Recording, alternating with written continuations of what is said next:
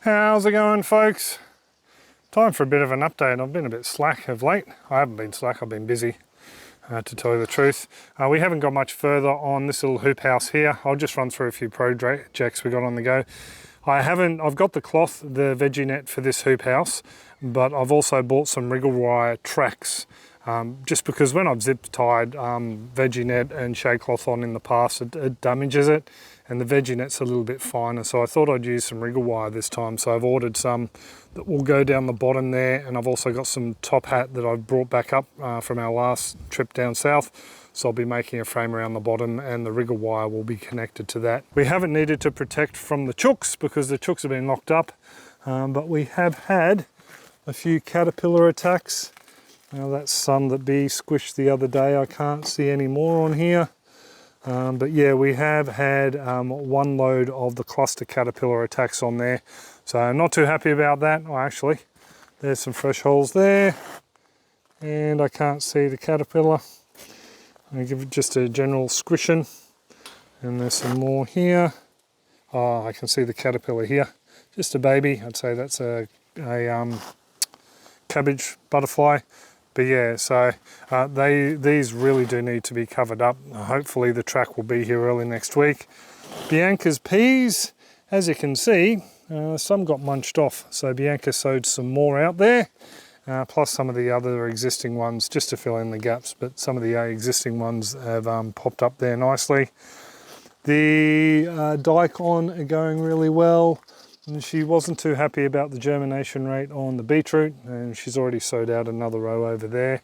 So yeah, fingers crossed that'll do okay. First lot of garlic's doing fine. The second lot from bigger cloves is doing even better, I think.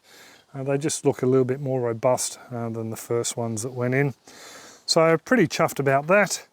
Planting wise, I've got the rest of that soil about to go in. I've set up the cameras. I'm about to fill up that veggie pod after I level it, and I'm wicking that one again just with an inlet pipe because it doesn't have the spray misters. And if you want to see how I wick up these veggie pods, I've got a longer video that goes through it. I just find it easier to irrigate from the bottom than relying on the spray from the top. So suss that out. There should be a little link up in the corner there. That's what's on the cards there.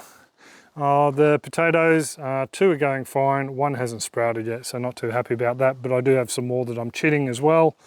That's just getting the little green shoots on them.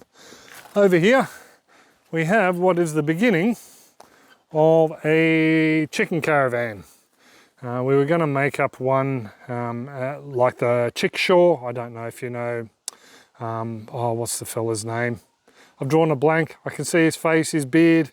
But that guy there, yeah, he's a permaculturist, been around the interwebs for ages. That inspired us to make our own little IBC-based mini chickshaw. Actually looked nothing like a chickshaw by the time it's finished, but yeah, what we're planning on doing is having the chickens go out on the paddocks or even in the house yard and surrounded by electric netting. So that's something we're going to be doing very soon. Another acquisition we've got back, or we got from Dad's. It's a 2-stage or a 2-bay greenhouse. I don't know if it's something he's made up or something he's scrounged from somewhere. I don't think he's made it because the welding, quite honestly, looks pretty more my level, not Dad's level. So yeah, it's a 2-bay. That angle there has been crimped a bit, so we haven't stuck it up, but yeah, we're looking at using that to cover up the hydroponic system that'll go where that bathtub is. And we have a camera set up in here. I've finally sprung for some more video cameras, and we're hoping to catch the carpet python that lives in that pole there, or in that pipe I should say, tag a rat. He almost got one last night, but the rat was just a little bit too far, so yeah, hopefully he'll be able to knock one off. We'll wait and see. We'll get it on camera. Hey chookies! Yeah, but these guys here, they've just been left in there because they're digging up those garden beds there and also the pots around the house. The other thing I'm looking for, researching electric netting, poultry netting. I want to use it for goats and poultry, not at the same time, but be able to use it for both. So we're researching that. Looks like we might go with the Thunderbird or there's also a German brand as well that looks like it's decent quality. So if we could just pick your brains, folks, the reason we want the electric netting is so we can get the chickens out, as I said, and in the future we will be getting goats. So we figured we'd get one with, say, a 5-kilometre solar energizer, and some of the deals to make it cheaper add extra netting, so I'll probably get 100 metres of netting. So that's what we're looking at, and thanks Dave, he pointed out that sheep and goats can jump across them, but they can be trained to be kept inside, so that is something we are considering.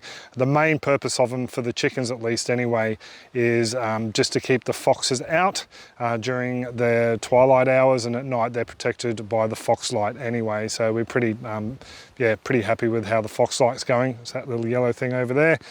Yeah, so if anyone can see any reason why we shouldn't use goat netting for chickens as well, or poultry netting for goats, if you could let us know in the comment section below, that'd be fantastic. Under here, because we're going to have grass constantly growing through here, I want to put some sort of covering on the ground. And seeing as we have so much weedy black wattle through the bush there, and also down on the tree line and in the cleared paddock down the front, and young eucalypts we want to thin out from down there as well. We're looking for a chipper that can take up to probably about 100 and, maybe 150 is too much, maybe 100 mil or 4 inches. And we're going to use that to basically act as a base to suppress the grass. And because both of those trees are allelopathic, that will basically suppress any growth from grasses, and over time it'll actually build up soil that we can scratch out and use. We also had a big bamboo growing up behind the shed there, or the water tanks. Bianca and I chopped a lot of that down the other day, and it's just sitting out in the paddock. So it'd be great to run that through the chipper as well. It's just one of those things, just, you know, trying to save all the pennies to buy all these bits and pieces. So we've decided to go with a new one just because of the warranty. We've had a look at a COX 13.5 horsepower one, and it looks to be able to handle up to the 4-inch or 100 mil mark. And a few people have said the COX are a pretty good Aussie brand that are well made. The other option is a Hayes PTO driven wood chipper. We haven't seen any in person. I'm not sure if anyone stocks them locally, but Dave over in the States, g'day mate, a long time supporter, he's just purchased a PTO chipper, so it'd be interesting to see how that goes. Like I said, there's none local, so I'm just checking out YouTube videos like this one at the moment. And just quickly again, any help you folks could give us down in the description, we'd really appreciate it. Anyone who's run the COX 100 mil chipper, I forget the actual model number, or the Hayes PTO unit, we'd really love to hear your opinions down in the comments section.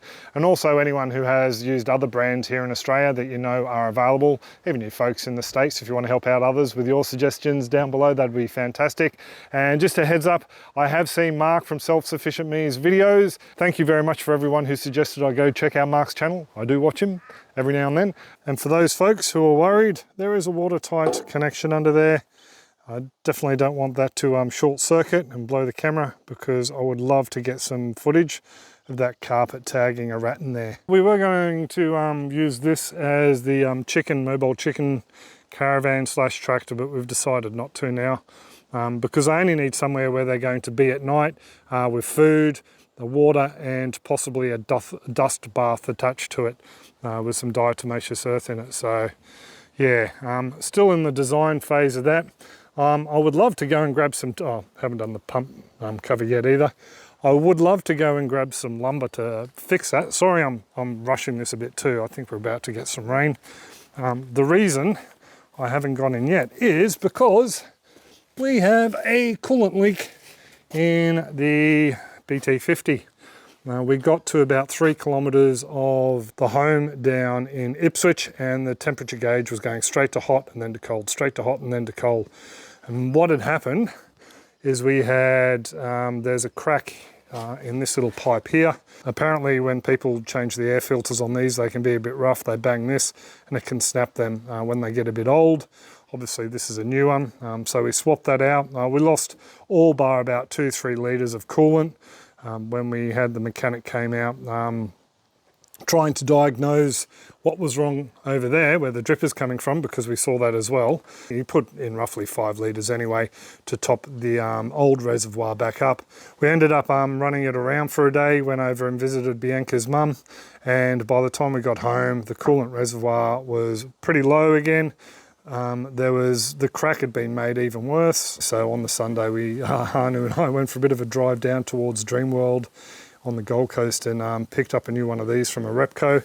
So I replaced that, got home fine, but then we noticed the leak occurring down there was still going on, and yeah, took it into the mechanics here. And because this is a Ranger / BT50 motor, it's all very compact and hard to get to, but apparently there's a plastic cap on the back of the water pump that is leaking, so it's booked in for a couple of weeks' time. And yeah, we'll get that changed over, but for the time being, I can't take this for the hour-long drive, hour there, hour back, anywhere to pick up any timber, so the chicken caravan's just been put on hold for the moment. Also did all the slashing down in the paddock, had a few issues with the tractor. I won't bore you with them unless you want to hear about them. If you do want to hear about them, hit us up down in the comments, and I'll run you through a bit of a stuff up that I had. Well, it's not really a stuff up, it could happen to anyone, but yeah, a bit of an issue we had with the tractor linkages. But anyway, I'll stop rambling on. I do hope you folks are all well and happy, and I'll catch you later on. Cheers folks, take it easy.